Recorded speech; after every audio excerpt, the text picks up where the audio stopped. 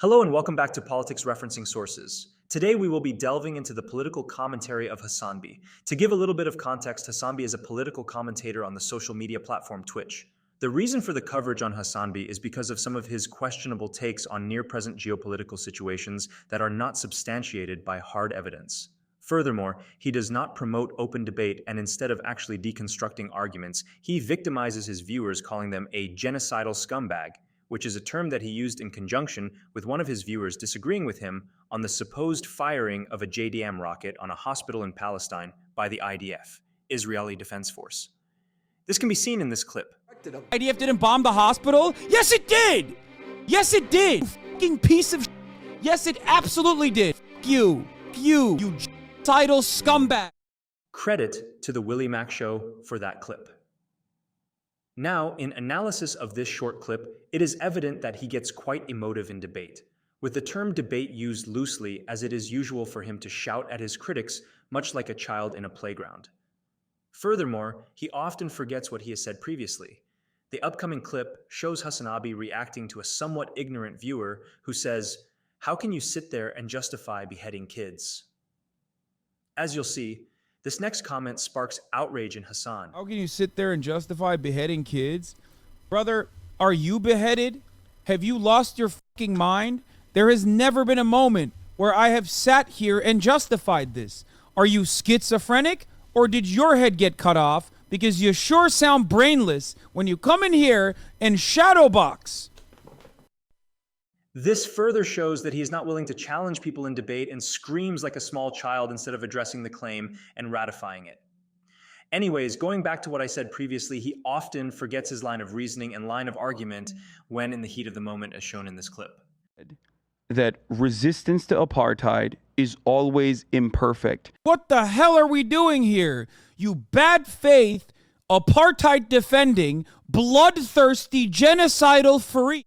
As seen in that clip, it is evident that he has conflicting opinions. This is seen with him stating that quote-unquote resistance to apartheid is always imperfect. This statement on its own is fairly based. Yes, it is true that resistance to apartheid and its practice is imperfect. However, so is resistance to any regime. When French and Polish resistance fighters fought against the Nazis, of course, it wasn't perfect, as they required help from allies in non-occupied territories. The second section of the clip shows Hasan stating that the viewer is apartheid defending. For context, he is referencing the viewer from the previous clip. But for him to call the viewer apartheid defending for not agreeing with his viewpoint is outright wrong.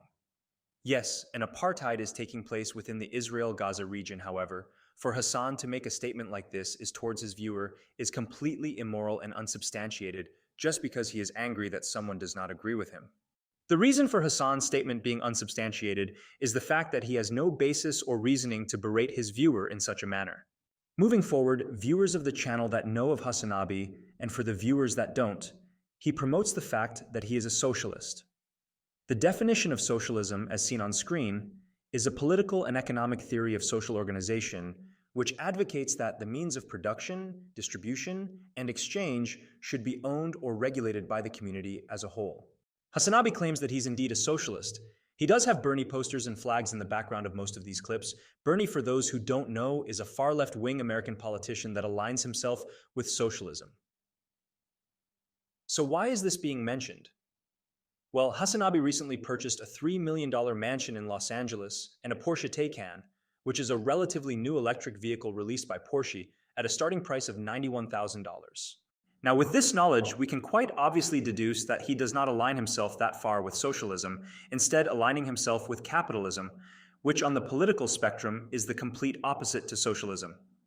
However, he has a rebuttal to this which can be seen in this clip. This is why I do this stuff, okay? This is why I was like, I might not even buy this car in the end if it's like, too much of a hassle. But like, I literally do this for that. Yeah, he spent 150 grand on a car so Austin Ox can make a 30-second video. No, literally, yeah, so we can all have fun. That's how good he has it, baby. So, no, I mean, I'm not even kidding, yeah, so my community can have fun. In analysis of this clip, he says the phrase, "so my community can have fun." This comment is almost as delusional as his entire understanding of modern geopolitics. One question: how is his community going to enjoy a car they can't physically interact with? However, On the one hand, I guess his community will gain enjoyment out of looking at it, but more of a distrust towards Hasan's supposed political ideology. Near the end of the clip, his friend is joking at the fact that at the time he was about to buy the Porsche Taycan. After this, Hasan again claims it's for his audience's enjoyment. A drop in his tone of voice would suggest that he has an interior capitalist mindset and does not care about his political agenda when buying something he wants. Moreover, he uses a baseless argument in justification of him purchasing said vehicle. In combination with this, it is evident that he is quite a hypocritical little man that rises into an unchallenged rage when challenged on issues. This is expressed here. Okay. It sucks. Wouldn't it be better to just try and win? Winning doesn't do anything in this situation. That's what I'm trying to describe to you. The reason why you ostensibly vote for the Democratic Party is because they're supposed to be marginally better than the Republican Party. What does that mean? They're better than the Republican Party because they're not openly hostile towards immigrants. They're not openly hostile towards trans people. They're supposed to be pro-trans people, pro-gay people, pro-immigrant, right? All of these things. That's why you're supposed... Harm reduction only works if the Democratic Party is actually reducing harm. When the Democratic Party decides, no, we are the ones who are going to be doing the harm, then there is no harm reduction. Do you not understand that? There is no reason at that point to vote for the Democratic Party at all.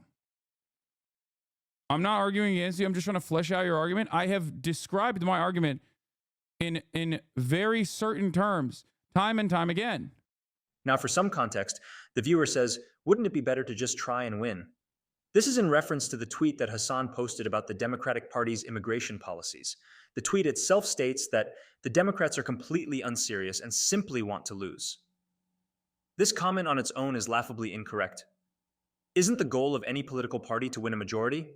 Anyways, the viewer proceeds to state that he's just trying to flesh out Hasan's argument and help him out. Hasan disregards this and instead asserts his agenda and authority. Anyways, that's it for today. Thank you for watching, and please consider liking and subscribing to the channel.